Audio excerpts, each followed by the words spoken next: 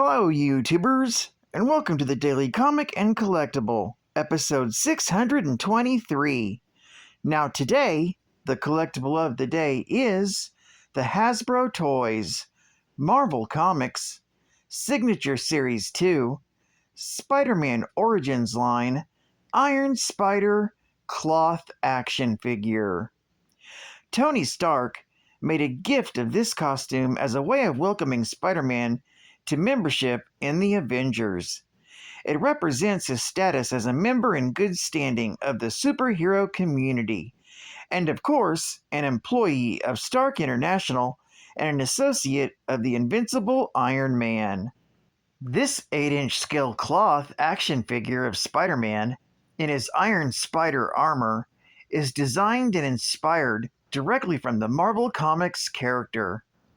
This Iron Spidey comes in his Marvel Comics colors of red and gold and features a stretchable spandex cloth suit with intricate details and sewn-on spider deco for a realistic-looking costume Spidey. This Spider-Man comes directly from the Signature Series 2 of characters released in 2007 and is from the sub-series of the Spider-Man Origins collection. Iron Spider features 3 removable retractable spider legs for posing both with and without. And Spider-Man's hands are even hinged for opening, grabbing, or posing for web slinging. Figure features ultra articulation for advanced posing and displaying in your favorite superhero pose in your Marvel comic covers collection. Figure comes in a full Windows display box and was released by Hasbro Toys. Now, the comic of the day is Spider-Man and the Incredible Hulk, Volume 1, Issue Number 1, with a cover date of January 1982. This is a Singer-Harris department store complimentary copy, with art by John Romita and cover by John Romita. This story is titled Southwest Showdown and features the Dallas Cowboys cheerleaders. The story opens in Dallas, Texas, where Peter Parker has recently flown in to cover the Dallas cheerleaders' benefits performance at the Fort Sage Army Base before they kick off their national tour. But first, Peter stops off at Singer-Harris department store to catch up with an old high school classmate, Fran, who's now a Dallas Cowboys cheerleader, and also to pick up some souvenirs for Aunt May. Fran gives directions to Peter to get to the army base, and Fran promises Peter ringside seats so he can get his featured photos for the Sunday paper.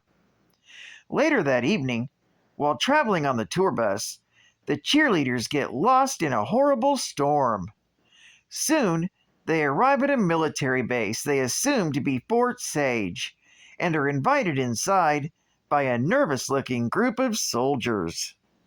Unfortunately, the cheerleaders are not at Fort Sage, but at a secret base ran by the leader. While most of the squad rests, Peter's old high school friend, Fran, and her friend Heather take a look around the compound.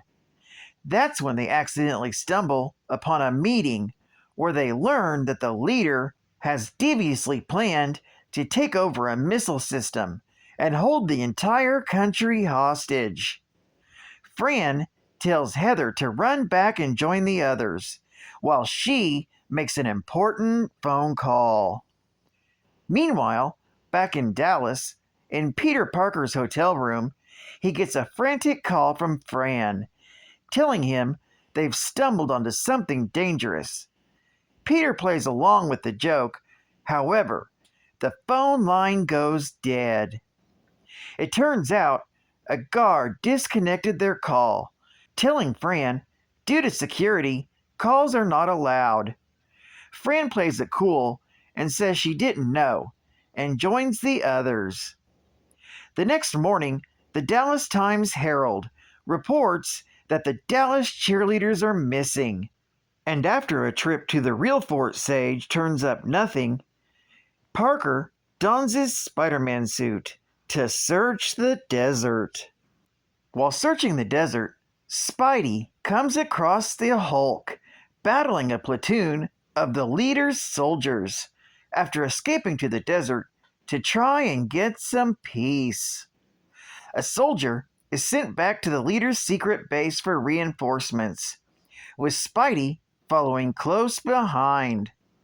While the soldiers are busy, Spidey finds Fran and the others, and they fill Spider-Man in on the leader's plans. Fortunately, while trying to hide, they come across a supply closet, which gives Spidey a great idea. While Spidey has the cheerleaders dress in army uniforms to fool their way into other parts of the base, a very ticked-off Hulk arrives. The Hulk suddenly attacks, and Spidey joins the party, helping the Hulk.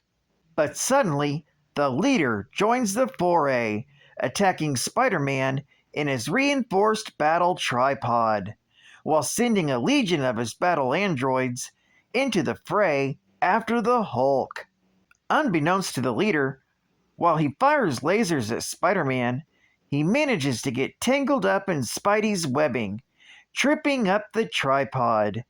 Although Spidey does apologize for causing the leader to fall down and go boom boom. However, this causes the leader, in a last-ditch effort, to launch the missile meant to destroy part of the country. The powerful Hulk leaps into the air and rides the missile, causing it to explode over the desert. Suddenly, the Hulk hits the ground and decides that the desert isn't quite as peaceful as he thought. Meanwhile, back at the leader's base, the real Fort Sage unit arrives and salutes the Dallas Cowboys cheerleaders for their hand in the situation. The next day, Peter Parker was right there on the sidelines at the Fort Sage show, snapping his photos as the cheerleaders shook their stuff. After the show, Peter and Fran again return to the Sanger-Harris store, where they discuss the best back-to-school selections ever. Fran then says her goodbyes to Peter, sorry he didn't get to see Spider-Man and the Incredible Hulk. Geek Fact: The Southwest Showdown was a Sanger-Harris complimentary comic and advertising supplement, released free in the Dallas Times Herald. There were a total of 5 Spidey comics released via the Dallas Times Herald, with Southwest Showdown being the first. All 5 stories centered around Dallas life, from football to the Dallas Ballet. This series was titled Spidey Does Dallas. Bonus Geek Fact: Fran is an old high school friend of Peter Parker's. She went on to graduate and become a Dallas Cowboys cheerleader.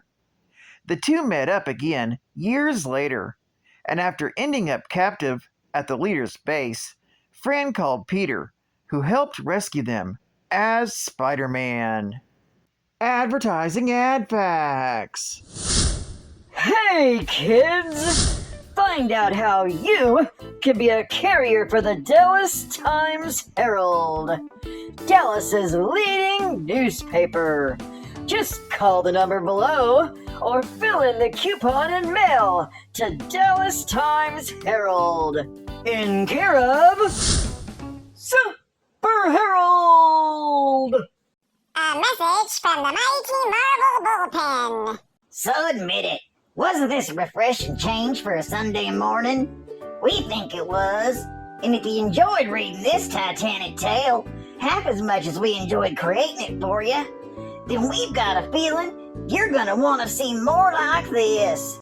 But the only way we'll know for sure is if you write and tell us. So why not take a pen in hand and dash off a letter? or a postcard. We're not choosy. Toodaloo! And final geek fact. Samuel Stearns, also known as the Leader, was a simple-minded American laborer in a chemical plant in a menial capacity until an accident working with radioactive material bombarded him with gamma radiation, turning his skin and hair green and making his head and brain grow larger. The radiation increased his intelligence to genius level, along with an ego and ambition to match. This led him into a conflict with the Hulk, becoming his self-proclaimed arch enemy. Having died and been revived several times, the Leader became obsessed with the afterlife, having experimented with the Green Door, and thus learned of the existence of both the One Below All and the Below Place, though all of this would culminate in him being possessed by and then actually physically ripped out of the entity, powerless and changed back into his normal human form of Stearns.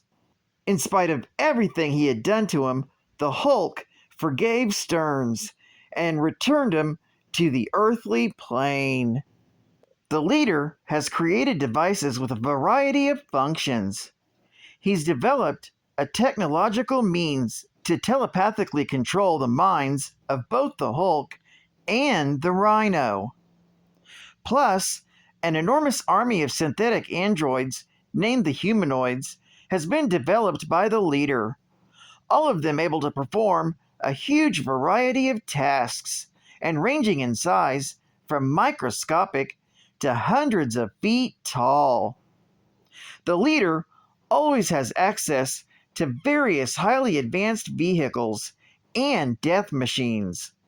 One such conveyance, the Murder Module, was used to combat the Hulk during the Leader's brief control of Gamma Base. Recently, after years of researching the Green Door, the Leader became able to open it, allowing him to teleport himself to the Below Place at will. But he lost the means of transportation after being separated from the One Below All. Well, I'd like to thank you for joining me for another Daily Comic and Collectible, and I hope to see you again Tuesday. This is Cut Fan Comics Man, and I'll catch you on the flip. Over and out.